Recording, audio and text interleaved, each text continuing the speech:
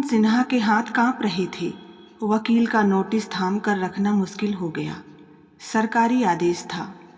अनिल भैया के निधन के बाद उनकी चल अचल संपत्ति कानूनन मोहन को मिल जानी थी।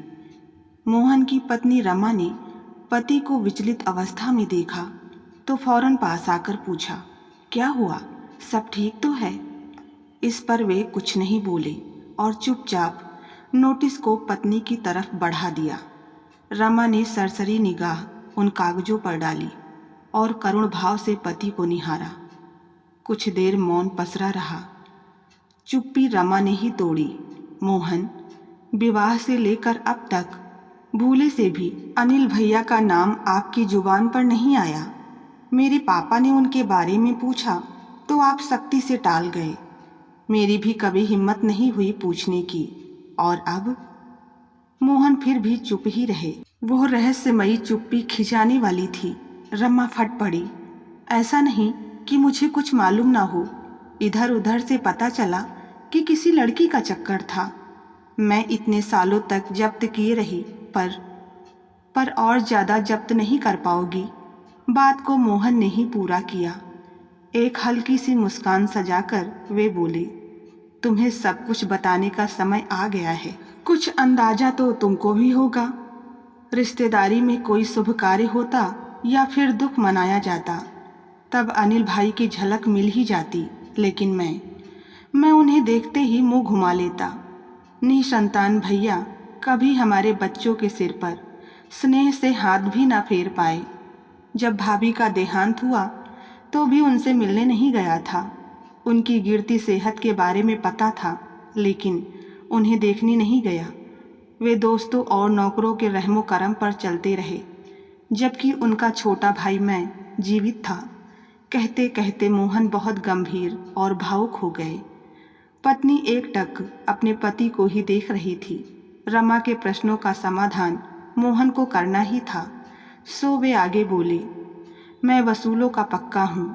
अनिल भाई की जायदाद का एक पैसा भी नहीं रखूँगा, सब गरीबों में दान कर दूँगा।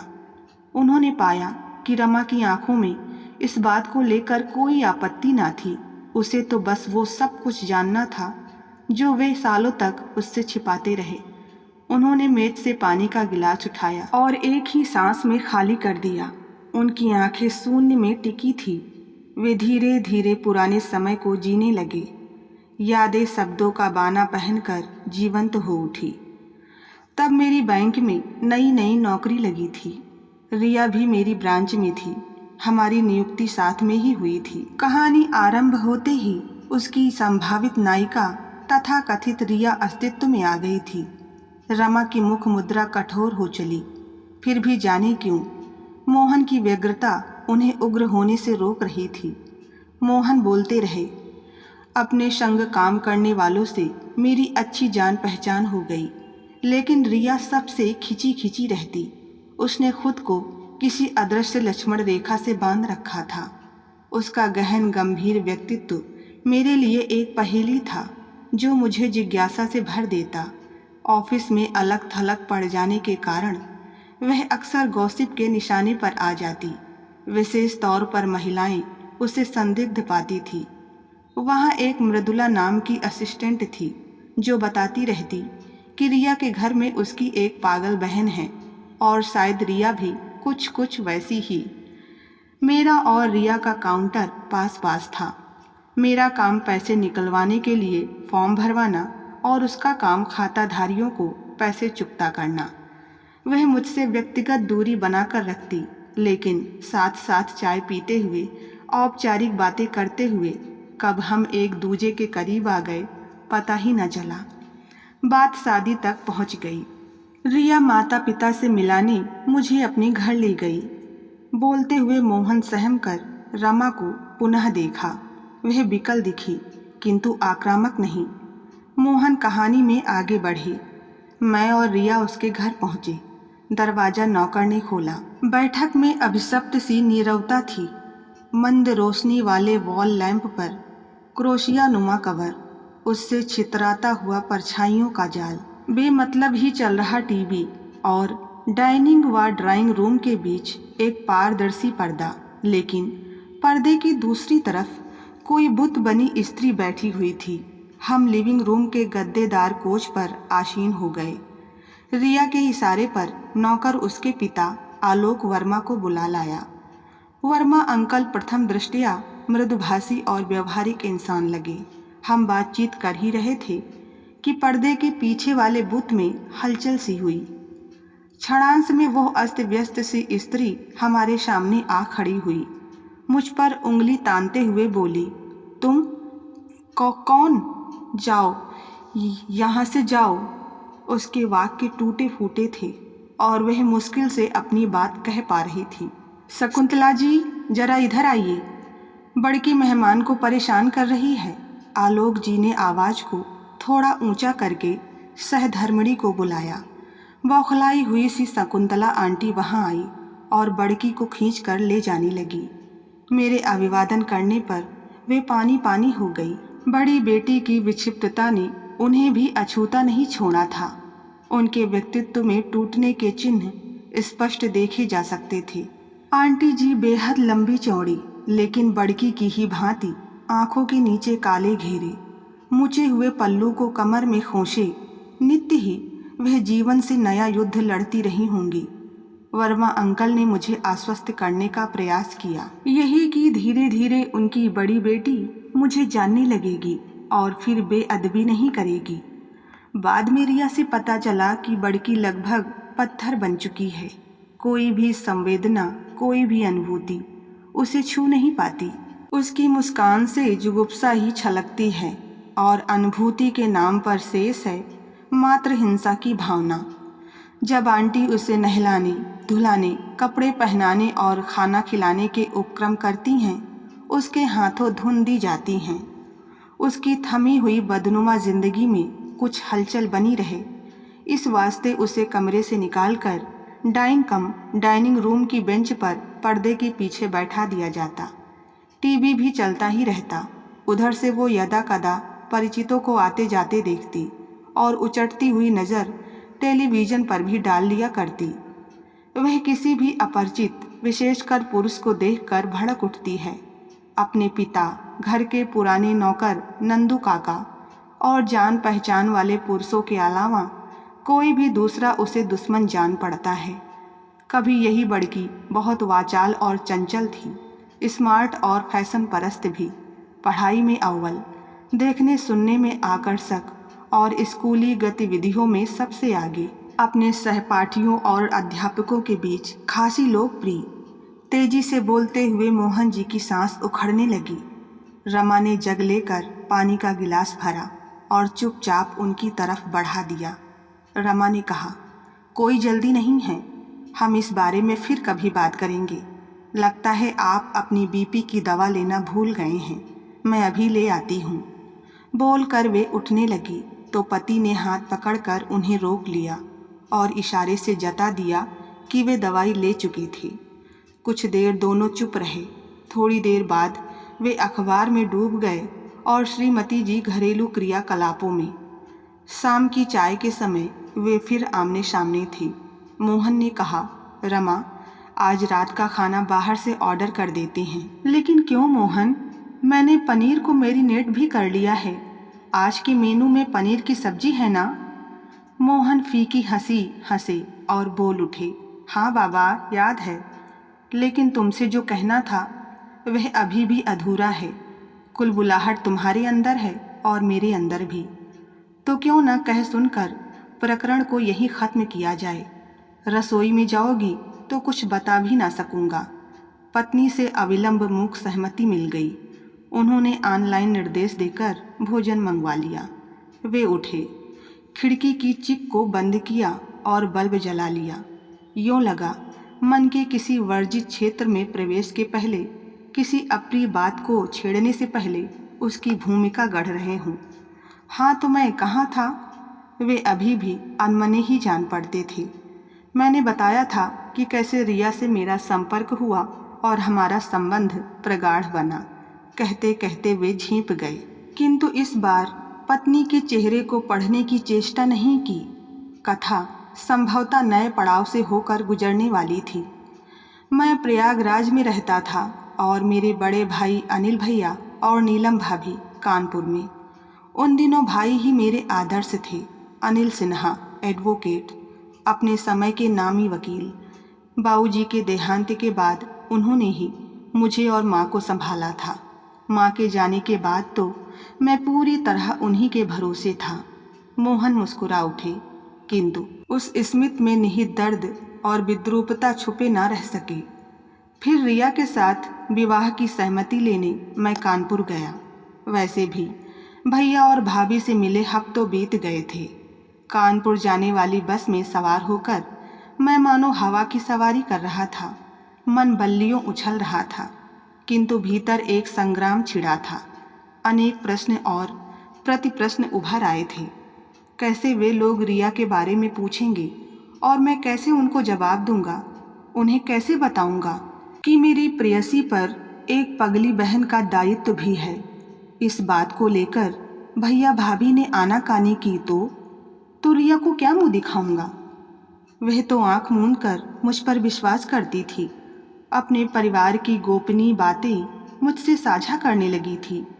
इसी से उसने बड़की उर्फ मोही के बारे में और भी बहुत कुछ बताया था। यही कि वो बहुत खिलदंडी थी, अपने को किसी भांति लड़कों से कम नहीं आती थी। दादी उसको समझाती कि वह लड़की की तरह सील संकोच ओढ़े रहे। ये भी कि जीन्स पैंट और टी शर्ट लड़कियों के लिए नहीं बने थे। लेकिन रमा की बेचैनी चरम पर थी। पत्नी की आकुलता ने पति को उकसा दिया। वे जल्द से जल्द दिल को हल्का कर देना चाहते थे, इसीलिए मोहन कहते चले गए। उसका मेल जोल लड़कों के साथ था। उनके साथ उठना बैठना, पढ़ाई और सांस्कृतिक कार्यक्रमों में हिस्सा लेना और यदा कदा टिफ़िन शेयर करना। उसकी सहेलियां भी थी, किंतु वह उनकी सोच को संकुचित पाती। एक दिन वह स्कूल से नहीं लौटी। परिवार वाले हैरान थे और पुलिस में रिपोर्ट लिखाने ही वाले थे कि वह बदहवास सी घर पहुंची। उसकी कमीज की बाह फटी थी, सिर से खून निकल रहा था और घुटने छिले हुए। एक अल्प विराम के बाद मोहन पुनः बोलने लगे। रिया की दादी ने अनहोनी के निशान देख लिए थे और वे उसे रह रह कर कोसने लगी। यही कि माँ बाप से मिली छूट का नतीजा मोही का सर्वनाश बनकर सामने आया था। यह भी कि लड़कों से दोस्ती कभी फलती नहीं। माता पिता को आशंका थी कि किसी ने उनकी भोली बेटी के विश्वास को छला था।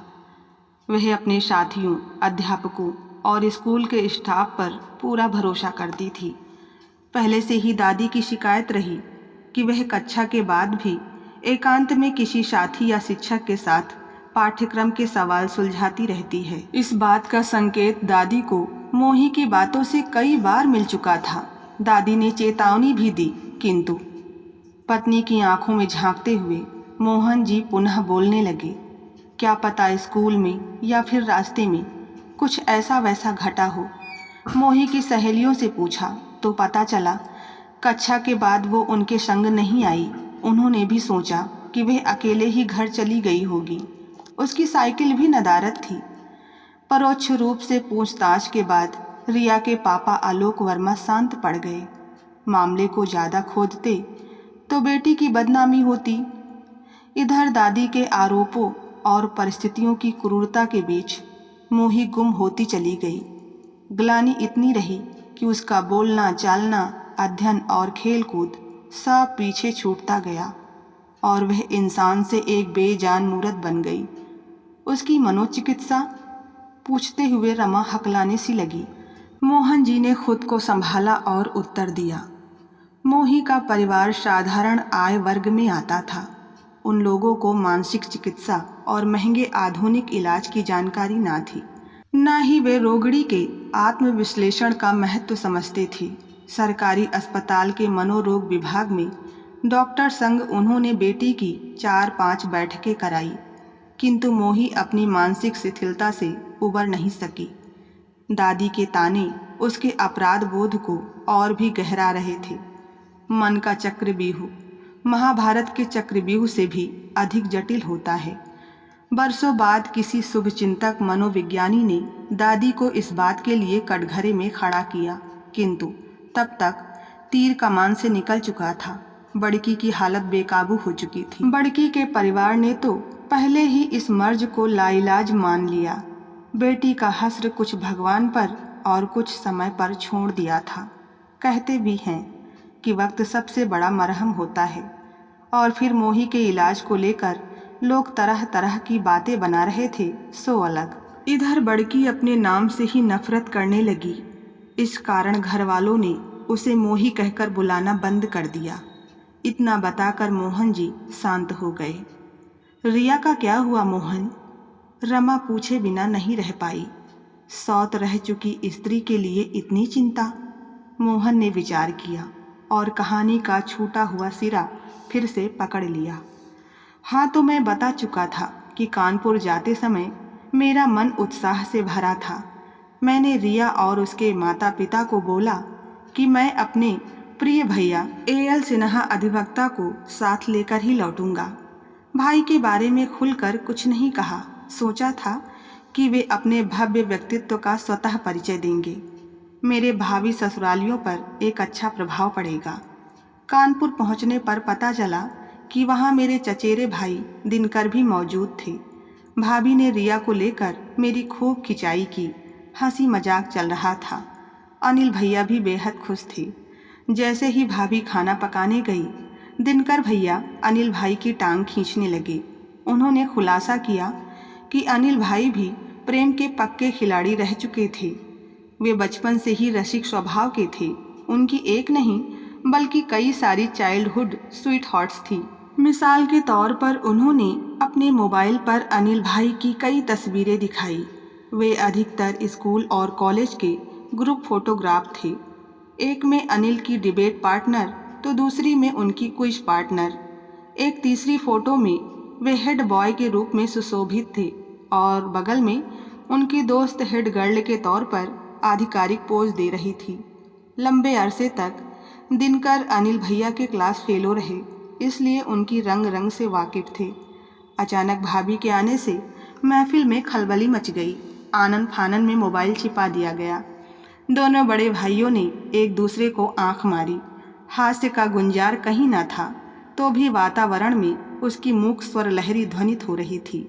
जाने क्यों मैं उस शरारत में शामिल नहीं हो पाया। एक भारी पंसा महसूस हुआ, शायद अपने प्यार के अनिश्चित भविष्य को लेकर।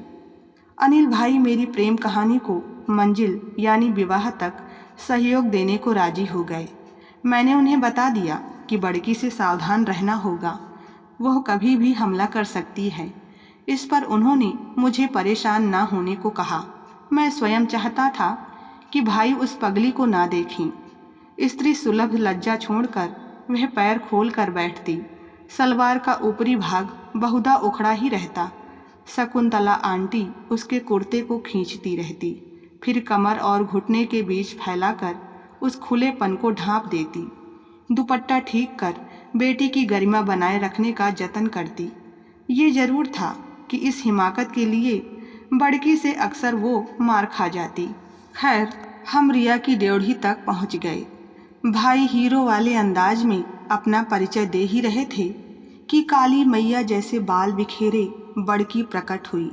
उसने आओ देखा ना ताओ, भाई का कॉलर पकड़ लिया और वो जोर से चिल्लाई, अनिल, अनिल सिन्हा ही हो ना तुम? उसकी आंखों से अंगारे बरस रहे थे। उसका वाक्य बिल्कुल स्पष्ट था, ना कहीं शब्द अटके और ना ही स्वर बाधित हुआ। मुझे 440 वोल्ट का झटका लगा था। स्मृति में भाई की स्कूल वाली हेड गर्ल कौन गई? मोहिता वर्मा और मोही, अद्भुत साम्य। मुझे तस्वीर देखते ही लगा था। रमा विस्फारित नेत्रों से मोहन को देख रही थी। वे बोलते समय हाँफ से रहे थे, मानो आवाज उनके मुंह से नहीं, पृथ्वी के दूसरे किसी छोर से आ रही हो। भाई औचक ही बोल पड़े, मोहिता, और अपना कॉलर छुड़ाकर तीर की तरह वहां से निकल गए। मोही सोफे में धंस गई और दहाड़े मारकर रोने लगी। रुलाई के स्वर बरसों बाद उसके अंतस से फूटे थे। उसने सदा की तरह दोनों पैरों को खोलकर नहीं रखा था, बल्कि आपस में सटा लिया था। जिस दुपट्टे को वो बार बार फेंक देती थी, उसे कस कर देह से चिपका लिया था। वह कांप रही थी। मोहन जी जो कहना था कह चुके थे। उस घर से मोहन जी का रिश्ता सदा के लिए टूट गया। रिया के चेहरे से आग निकल रही थी। अंकल आंटी निःशब्द थे। बोलते हुए मोहन जी सिसक उठे। पत्नी का सांत्वना भरा हाथ उनके कंधे पर था। अचानक डिलीवरी बॉय खाना ले आया और कॉल बेल बजा बजा कर थक गया, किंतु पति पत्नी में से किसी ने भी वह घंटी नहीं सुनी। वे दूसरी ही दुनिया में थे। बिना कुछ खाए ही उनकी भूख मर चुकी थी। शरीफ चेहरे के पीछे छुपा अनिल भैया का भयानक अश्क बाहर आ गया था। भैया पर रिया ने केस भी किया, लेकिन कोई फायदा नहीं, क्योंकि आजकल कहाँ किसी को न्याय मिलता है। लेकिन मोहन ने अपने भाई से अपने सारे संबंध खत्म कर लिए थे। ईश्वर के दरबार से अनिल भैया को सजा मिल गई थी। वह निसंतान ही इस दुनिया से विदा हो गए। तो बस आज की कहानी में इतना ही।